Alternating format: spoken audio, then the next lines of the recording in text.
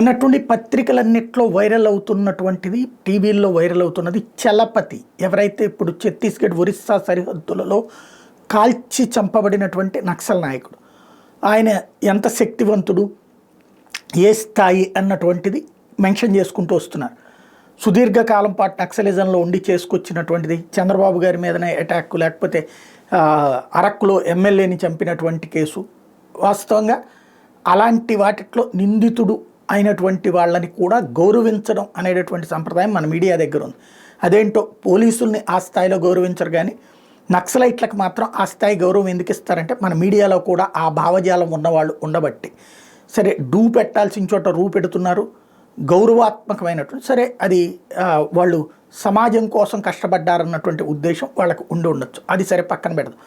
అయితే ఆయన దొరికిపోయినటువంటిది ఆయన అని నేనేనంటున్నా. ఎందుకంటే నేను ఎవరి విషయంలోనైనా సరే గౌరవనీయంగానే చెప్తాను. వాడు వీడు అనేటటువంటిది దేశానికి వ్యతిరేకంగా ఉండేవాళ్ళు. ఈవెన్ నక్సలైట్లు ఈ మధ్యకాలంలో దేశద్రోహులు, తీవ్రవాదులతో చేతులు కలపడమే నచ్చంది నాకు కూడా.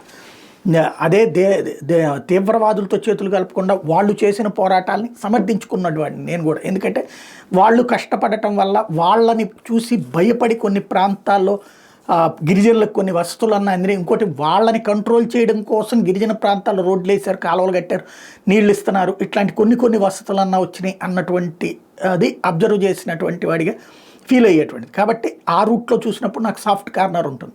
బట్ ఆ తర్వాత వాళ్ళు సైన్యాన్ని చంపడం, పోలీసుల్ని చంపడం అనేటటువంటిది ఖచ్చితంగా తప్పనినే అనిపిస్తుంది. ఇది పక్కన పెడితే ప్రధానమైనటువంటిది ఆయన ఎట్టా దొరికిపోయాడు, ఇక్కడ ఎలాగ చనిపోయాడు, అంత సీనియర్ మోస్ట్ అంటే ఒక సెల్ఫీ ఫోటో అంట. తన భార్య ఏఓబికి సంబంధించినటువంటి హెడ్గా ఉంది. వీళ్ళిద్దరూ కలిపి తీసుకున్నటువంటి సెల్ఫీ ఎప్పుడో 10 ఏళ్ల క్రితం తీసుకున్నారట. ఈ సెల్ఫీ ఎవరో నక్సలైట్ని ఎన్కౌంటర్ జరిగినప్పుడు వాళ్ళ ఫోన్లలో దొరికింది.